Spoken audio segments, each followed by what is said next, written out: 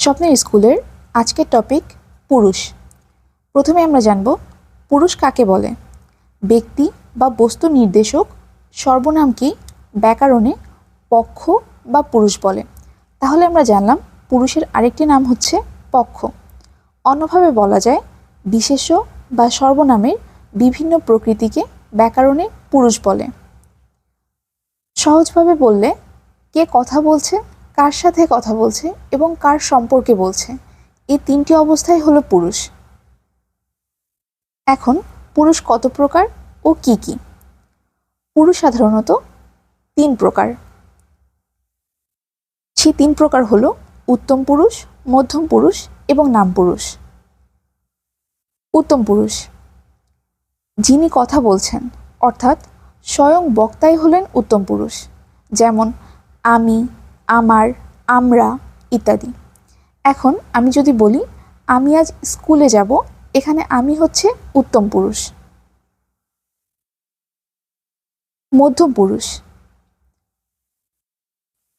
যার সাথে কথা বলা হচ্ছে, অর্থাৎ প্রত্যক্ষভাবে উদ্দিষ্ট ব্যক্তি বা শ্রোতাকে মধ্যম পুরুষ বলে, যেমন তুমি, তোমরা।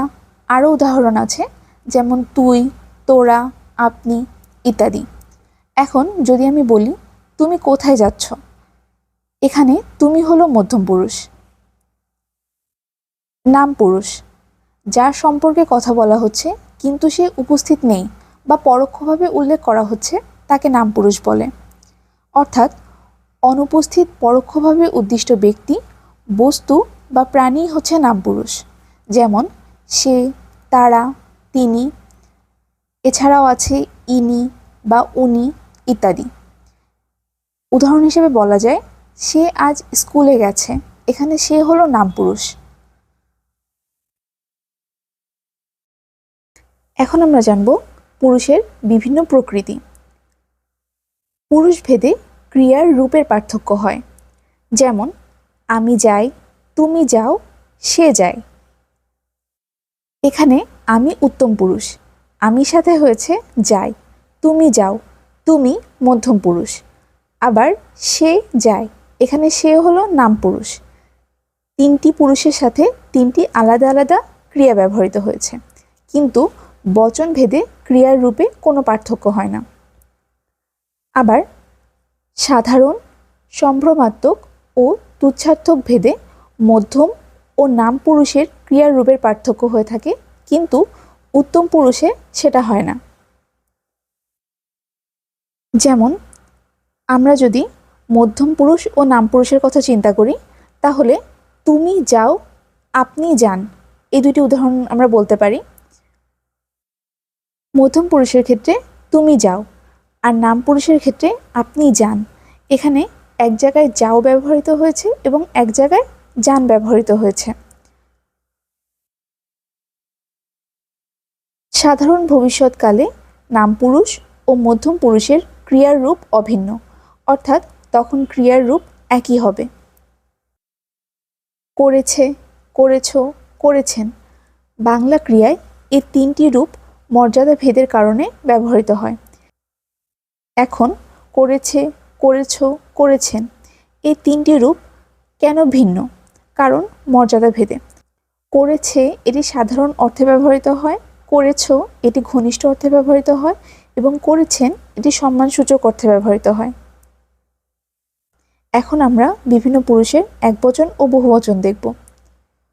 উত্তম পুরুষ। উত্তম পুরুষের একবচন হলো আমি এবং বহুবচন হলো আমরা। আমিকে মুইও বলা যায় এবং আমরা এটিকে বলা যায় মোরা। মধ্যম পুরুষের ক্ষেত্রে একবচনগুলো হলো তুমি, তুই, আপনি এবং বহুবচনগুলো হলো তোমরা, তোরা।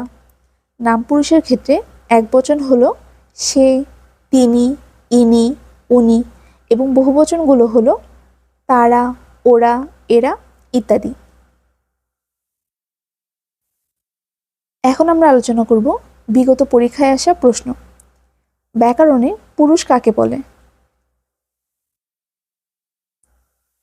বিশেষ্য ও সর্বনামের বিভিন্ন প্রকৃতিকে, কারণ পুরুষ বিশেষ্য ও সর্বনামের অবস্থান নির্দেশ করে। কোনটি উত্তম পুরুষের উদাহরণ? আমি, কারণ বক্তা নিজেই নিজেকে নির্দেশ করছে। কোন বাক্যে নাম পুরুষের ব্যবহার করা হয়েছে?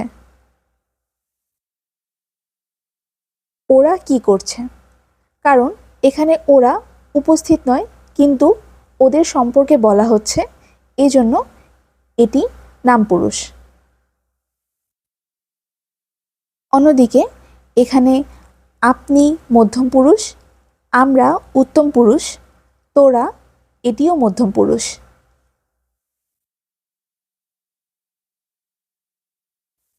প্রত্যক্ষভাবে নির্দিষ্ট ব্যক্তি বা শ্রোতাকে বলে মধ্যম পুরুষ, কারণ তার সাথেই সরাসরি কথা বলা হচ্ছে। করেছে, করেছো, করেছেন বাংলা ক্রিয়ায় এই তিনটি রূপ কেন ব্যবহৃত হয়? মর্যাদা ভেদের কারণে। শুদ্ধ বাক্য কোনটি?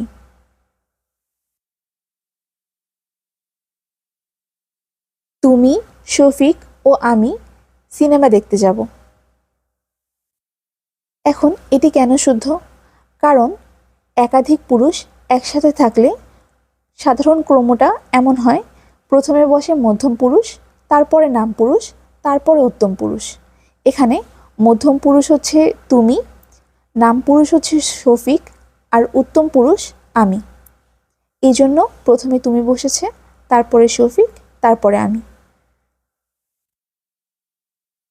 বাংলা ব্যাকরণে পুরুষ কত প্রকার? আমরা জানি বাংলা ব্যাকরণে পুরুষ 3 প্রকার, যে তিনটি হচ্ছে উত্তম পুরুষ, মধ্যম পুরুষ এবং নাম পুরুষ।